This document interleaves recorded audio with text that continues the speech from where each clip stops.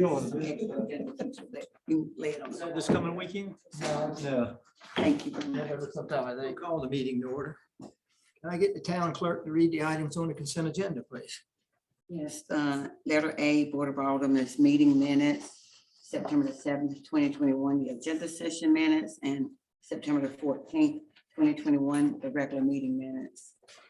Without objection, we'll leave those on the consent agenda. Public comments.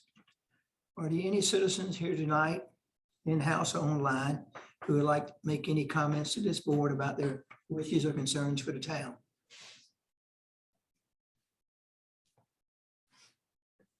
Hearing none, we'll close the public comment section. Proclamations. We have three proclamations coming. October is National Community Planning Month. 3/9/21, the National Fire Prevention Week.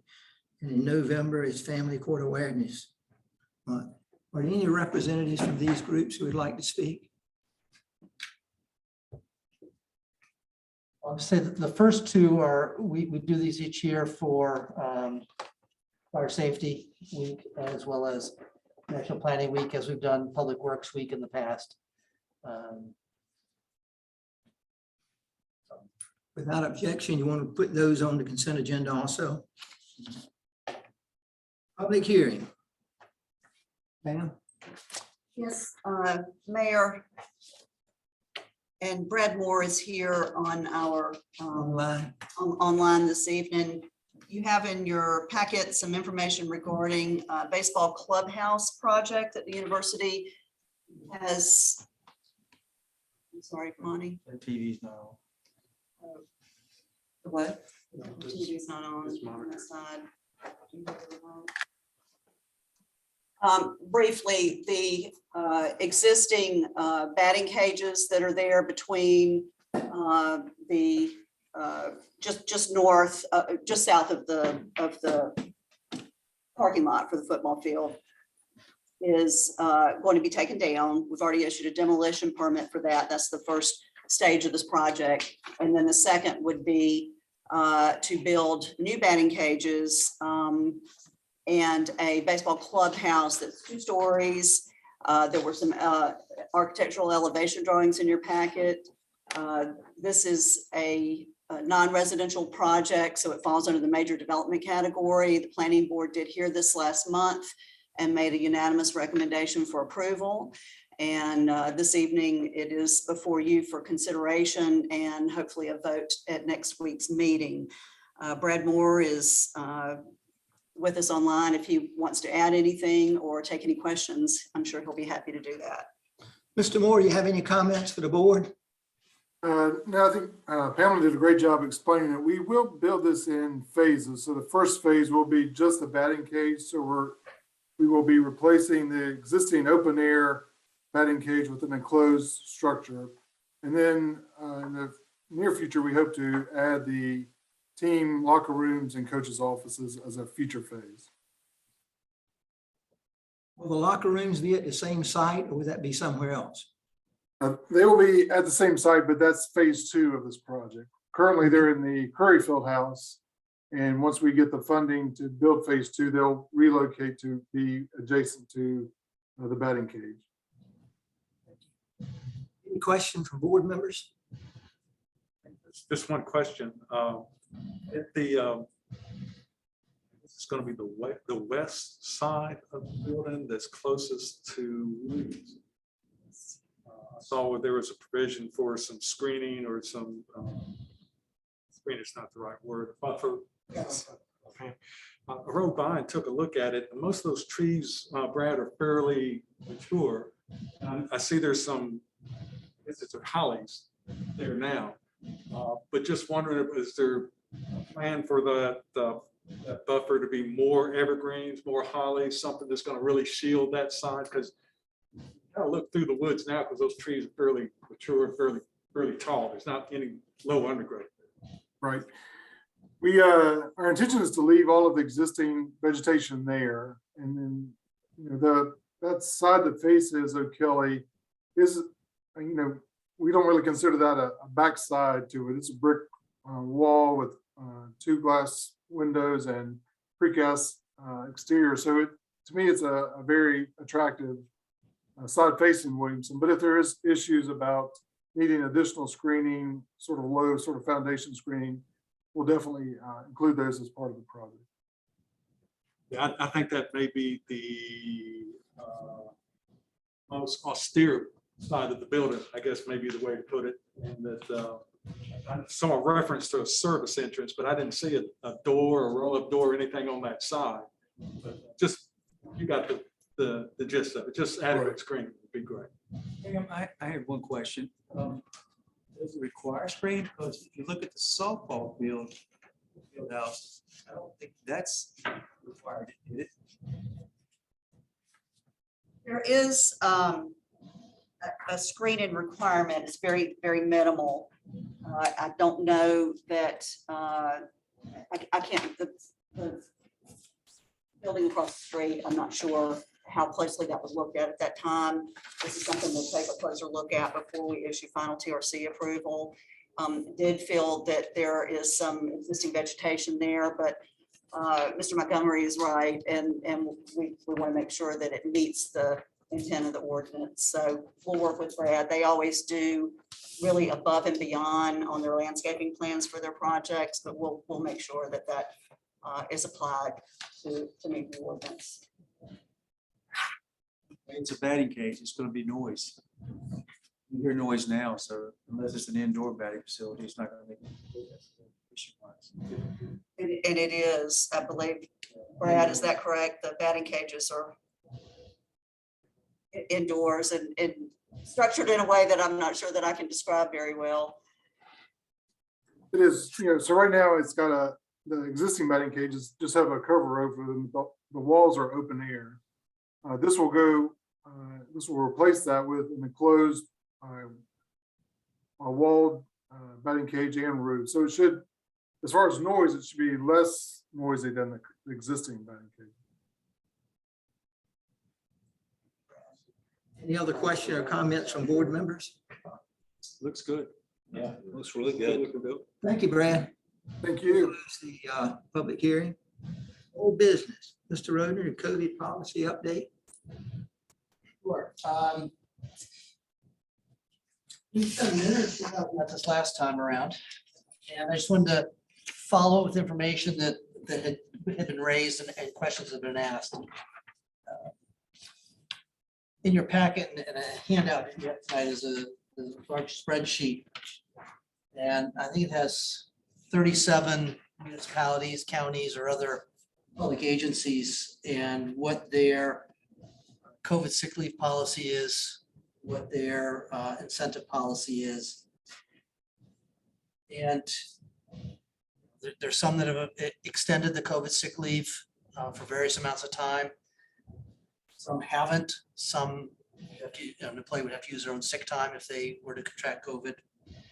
Some allow it, provide it for vaccinated employees, but not for unvaccinated employees.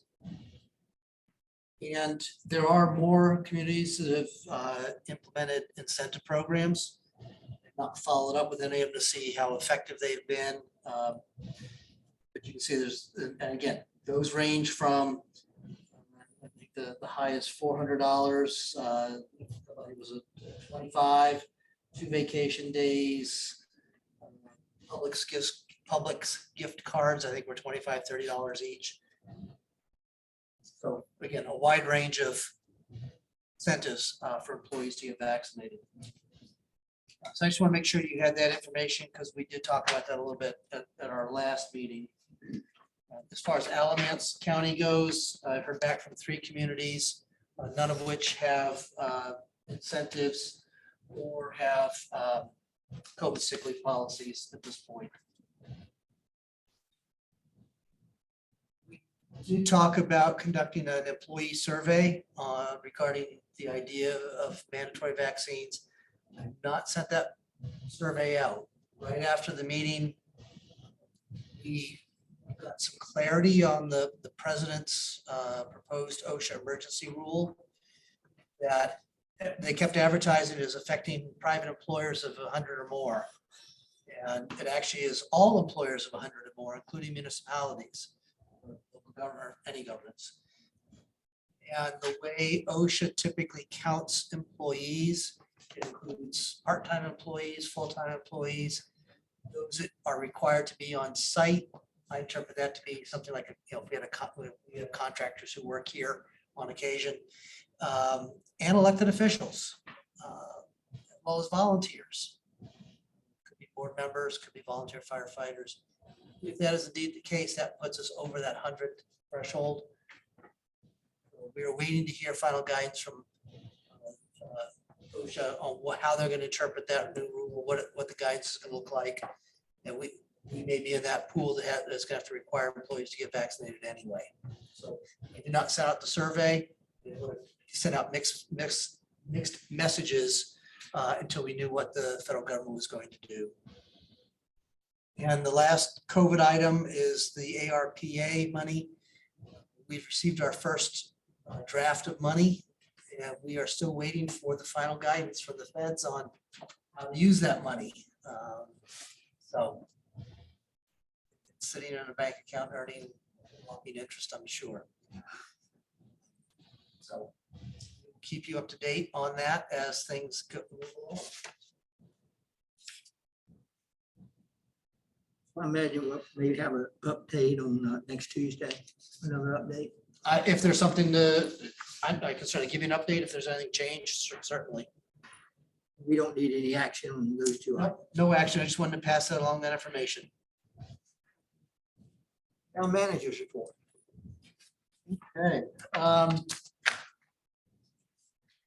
Couple of things. At 5 o'clock this evening, we swore in our newest police officer, Steve Aldermen. He comes to us via Burlington. He has about 3 years of on-road experience with Burlington, a little bit with the state police, and was, as Chief Blackwelder said, he was Johnny on the spot, getting all of his paperwork in, and the process from start to finish was about a week. So he was sworn in this afternoon, and we'll be on the road Wednesday through the FTO process, field training, and he's looking forward to being here, and I think everybody here is glad to have him on board. Also like to take a moment and introduce our new planner, Mary Catherine Harward, and I will let Pam introduce her and give any information she wants to on Mary Catherine's what she's up to and where she's coming from. Well, first of all, I'd like to thank the board for approving the budget that allowed me to create this position. We had a fairly exciting interview process, and Mary Catherine definitely rose to the top during that. We had some good candidates. It was certainly to her benefit that she was local, but I will tell you that it was because she nailed the interview process, and that included 2 interviews. So Mary Catherine currently lives in Greensboro. She has done 2 internships with the city of Greensboro and with the village of Clemens. She is a fairly recent graduate from the master's degree program at UNCG with a degree in geography and a specialization in urban planning. And very excited to have her. I've been sort of pushing some work to her gradually over the last 2 to 3 weeks. She's also engaged right off the bat in a school of government, rather intensive training process that would give her a certified zoning officer certification at the end of that process. And it just happened to fall. It's an annual training opportunity that just happened to fall on her first day here, but she was very eager to take that on. And with that, unless do you have anything to add, or? Glad to be here. We're very glad to have her. Yep, absolutely. Last couple items, Music to Dying To continues this week. Paloma Detloff and her jam band. Paloma is a student at Elon, and she has put together a jazz ensemble. I don't know if they're all students. I'm not sure they're all students. I think some from town, and so they will be performing Friday from 6 to 8 under the tent. We have heard rumors of funding for infrastructure from the state of North Carolina using some of their ARPA money. The budget negotiations are being done in secret, so we don't know if that money is still in there. But now that they're a quarter of the way through the fiscal year, they're looking like they might come up to actually approve a budget in the near future. Also on your desk, I gave you a draft letter that, unless there's any major objections, I'll be posting this and sending it out to folks, explaining the policy and ordinance review committee that we talked about it over the last couple of meetings, what it does, how to go about applying, and we can get that out and posted right off the bat.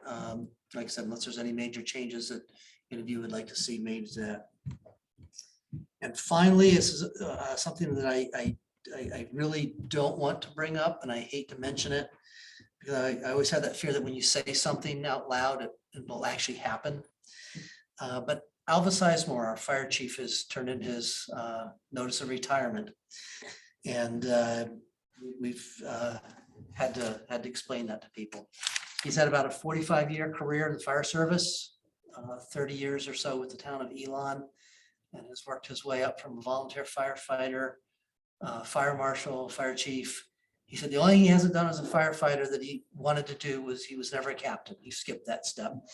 So Al has been a good steady hand for the department for years and has seen it change drastically from the volunteer fire company that we had to paid professional department, full-time staff department, and new fire trucks and new fire stations. So he's been part of some major changes here, and his guidance and steady hand is really going to be missed.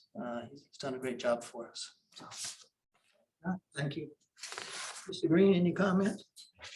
Welcome. Glad to have you here. I know that Pam is. But welcome. Glad to have you.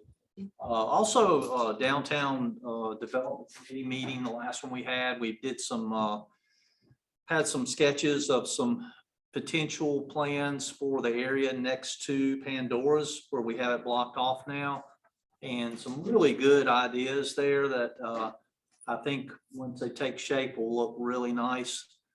Still in the planning stages there, but it's really exciting to see that coming along, and I think will really be a good addition to our downtown area, and kind of create some excitement down there. So we're very excited about that. Alva, I hate to hear that, although I'm envious of the retirement thing, but he's a good fellow, and I know we're going to miss him greatly. Mr. Ray? Some of you all may have known, but I went and did a ride along with our police this past Thursday evening. It was a very fun experience, very knowledgeable and learning experience. It's something I do recommend everybody, if you haven't done it, to do it. And I look forward to doing it again. I rode with Officer Jenkins, and Sergeant Graves was the sergeant on duty, and they were very accommodating, very knowledgeable in their profession and how they run the town of Elon's police force. So I enjoyed that experience, that firsthand. Then on Wednesday, I guess I'm going backwards now chronologically, the Arts Advisory Committee held a crocheting and knitting class with the Elon Makers Hub. In lieu of having a big project that we're gonna reveal, arts project for our downtown. So it was really well attended. We had a lot of students there. It was really fun. I'm terrible at crocheting and knitting, but I gave my go at it. But I encourage you guys, we're gonna have another one and to get involved with what we're doing with this art project. It should be a very neat thing for our town.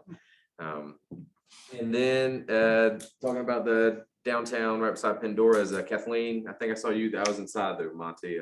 But Kathleen was set up for on Friday night with the music to dine to, and has some charts and maps, and it was really, anybody that wanted to know more about it, she was there giving clarification and letting us see it. So it was really nice just seeing the project moving, and I do think it will be very beneficial to our town to have a nice common space where we can just know that's where everything's gonna happen.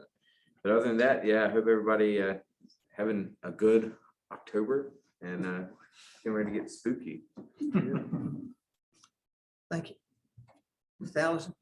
Yeah, thank you. Yeah, I too want to welcome Mary Catherine to the staff. We're pleased to have you, and I think you're going to be an asset to our staff and to our town. So thank you for that. And also, we're obviously commemoration of the planning board that, as Pam well knows, that's a group that puts a lot of effort into it, and the things they have to do to bring to us to help us make decisions is vital and it's critical. Because they're volunteers and, you know, they're putting their time, their effort on there. I know that we're maybe looking to have to replace someone. So it's important that we continue to encourage people to volunteer and get out and do things. And obviously with the committee that Rich is getting ready to start soliciting the applications, it's up to us to try to get people, encourage people to participate. So I hope they do that. The other thing is Alva Sizemore. He's been an asset to our town.